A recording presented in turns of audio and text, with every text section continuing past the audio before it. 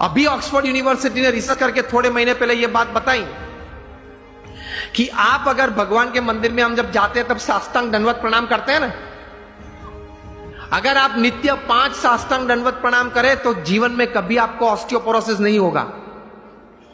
It is proved, scientifically proved, experimentally and clinically proved. ऐसी 1000 बातें मेरे पास है कि हमारे महान ऋषियों ने हमारे सच शास्त्र में जो बात लिखी है, it is absolutely scientifically true.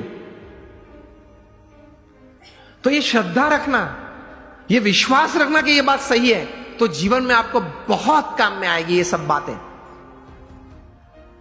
तो कभी फंडामेंटल्स को प्रश्न मत पूछना, भगवान कहां है, किसने देखे। सी ये वर्ल्डली बातें हैं, is first seeing and then believing. जो दुनियावी बात है उसमें सिद्धांत क्या है? First seeing and then believing. भगवान की बातों में है first believe and then see. बात ही अलग है, तरीका ही अलग है। तो दुनियावी बात का तरीका आप वहां कैसे जुड़ पाओगे?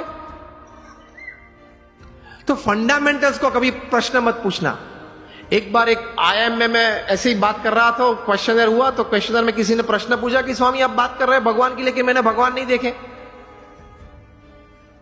और पहले मुझे आप ये बताइए कि ये ग्रंथ किसने लिखा, कब लिखा, श्रीमद् भागवत कब लिखा, किसने लिखा, कैसे लिखा, क्या प्रसंग था, ये बातें कैसे सही थी। मैंने बोला आप मुझसे उत्तर चाहते हैं? तो उन्होंने बोला हाँ। मैंने बोला उत्तर के पहले मैं आपको एक प्रश्न पूछना चाहता हूं। आप क्रिकेट खेले हो?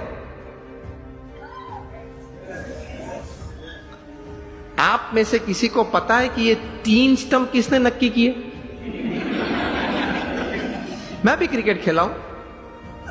हमने किसी ने ग्राउंड पे जाके प्रश्न नहीं पूछा। आप सब बुद्धिशाली हो, इंटेलिजेंट हो, पढ़े लिखे हो, लेकिन एक भी व्यक्ति मेरे सामने अभी उंगली ऊंची करके बताए कि मैंने एक बार क्रिकेट के ग्राउंड पे जाके अंपायर को या मेरे कैप्टन को या अपोजिशन टीम को पूछा था कि ये 3 स्टंप तैर किसने किए, उसको नक्की करने की अथॉरिटी किसने दी, उसने 3 नक्की किए तो वो एक्सेप्टेंस करने वाली कमिटी कौन थी, उसका नाम आप मुझे दे, उसके बाद मैं क्रिकेट खेलूंगा।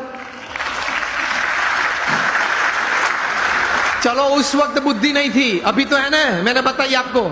अभी कल जाकर पूछना। आप मैच चालू होने से पहले आप ओपनिंग बैट्समैन के रूप में बैट लेके अंदर गए और पूछो पहले मुझे ये 3 स्टंप का इतिहास बताएं, ये 22 यार्ड की पीछे उसका इतिहास बताएं, ये बाउंड्री लाइन का इतिहास बताएं। फिर अगर मुझे उसमें कॉन्फिडेंस आया तो ही मैं क्रिकेट खेलूंगा। तो बाकी के खिलाड़ी क्या बोलेंगे? अलग अलग उत्तर आते हैं। बोलेंगे तो नहीं, अगर मेरा जैसा को तो बैट एक पीछे से मारेगा, चल बाहर। व्हाट आई मीन टू से, ये सिद्धांत याद रखना।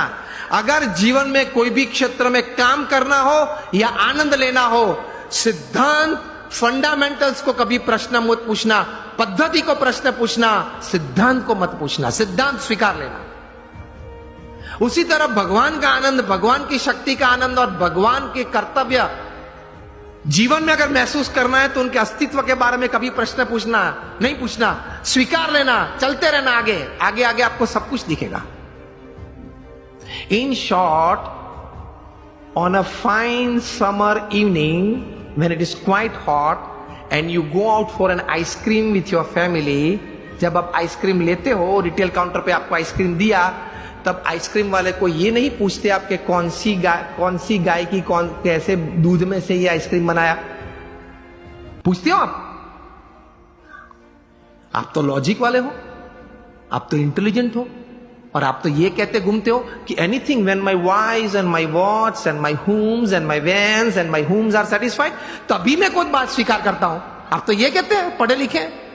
तो आइसक्रीम के वक्त पूछना किसी, I will touch ice cream only after I get a proof from which buffalo's milk it is made. ये तो कभी आपने पूछा नहीं। अगर पूछने रहते तो आइसक्रीम का आनंद नहीं ले सकते, हाँ या ना? पिघल जाएगा तो भी उत्तर नहीं मिलेगा। तो कभी बहुत इतिहास सिद्धांत की चिंता मत करना, स्वीकार के आगे चलना, तो आप जीवन में समृद्ध बन जाएंगे। कैसे महापुरुषों ने बहुत चिंतन करते करते ये अध्यात्म की सभी बातें बताई वो सही है।